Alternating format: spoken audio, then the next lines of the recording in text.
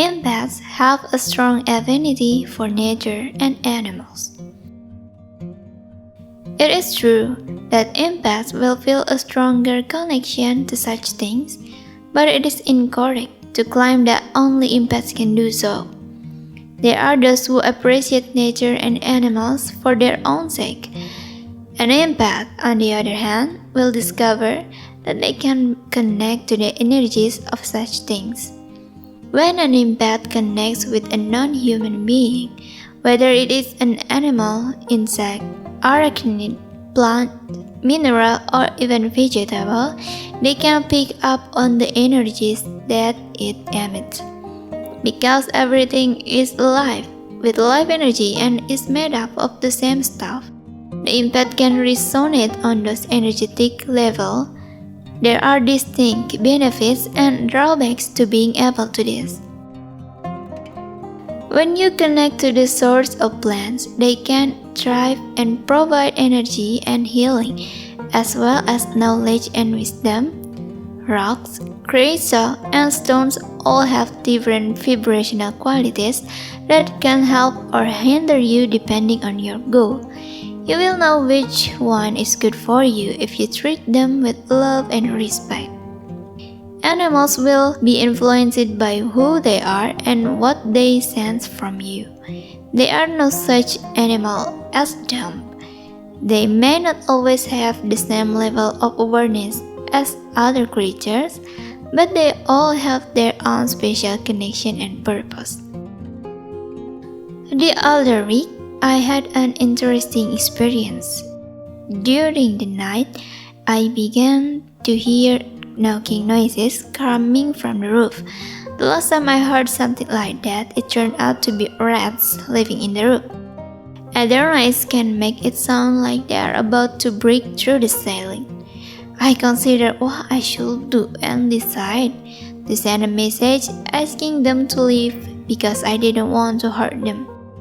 Since then, I haven't heard anything. The message was acknowledged and accepted. They did, in fact, move away. This is not your first encounter with such occurrence. You have also experimented with spiders and bees. You asked the spider to leave the area they were in, saying you didn't want to harm them, and they were gone the next time you entered the room. The bee was in your car, trying to get out, but it couldn't get past the back window. You sent it a visual message showing it the way out, and it took it right away.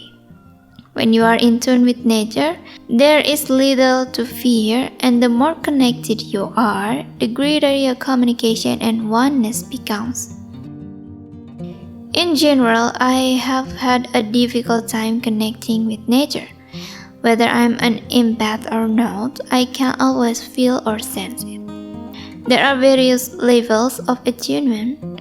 You are undoubtedly sensitive to the Bach flower remedies, and you can be certain that this is nature in its purest form.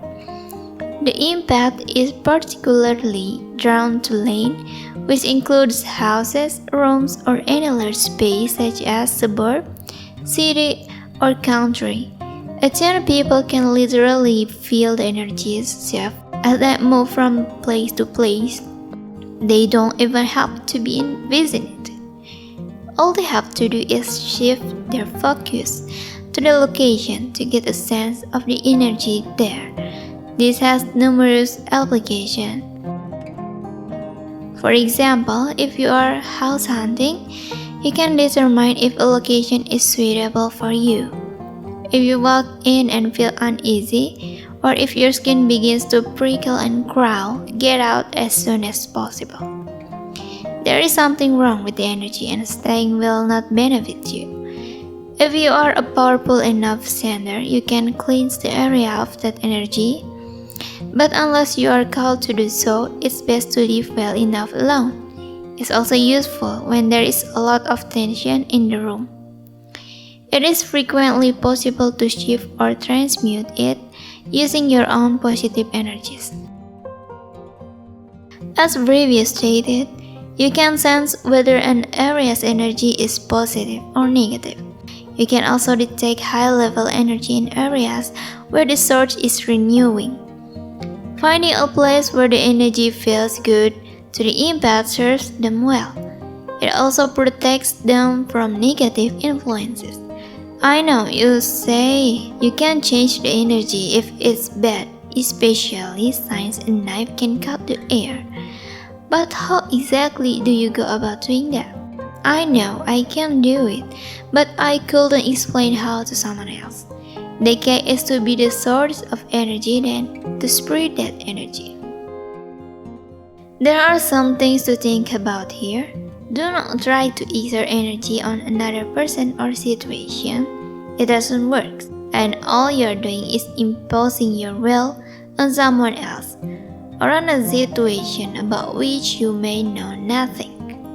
Trying to impose your will on others will exacerbate the situation and leave you frustrated.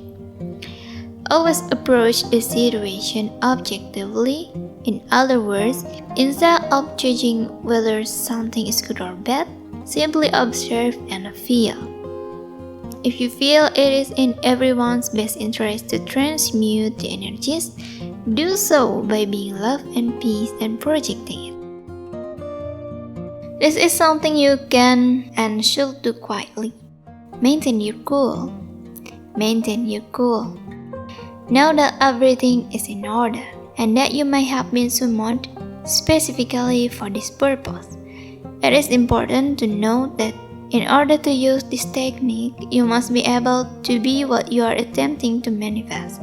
If you have unresolved issues or a lack of understanding about what's bothering you, you may fail, as those issues will tend to come up and frustrate and anger you. Many empaths require a healing, and as previously stated, the Bach flower remedies are excellent for this. One method I've seen is to imagine clouds being drawn away. Another option is to send light to the affected area, and yet another is to simply pray, which is even more powerful when done by two or more people. Those are good techniques, but it's all about being the source. Use a technique that works for you. When transmuting, it is critical to be objective. Otherwise, you will most likely corrupt the energies with your own desires, which can often make things worse. In what sense? By producing results that were not anticipated or desired.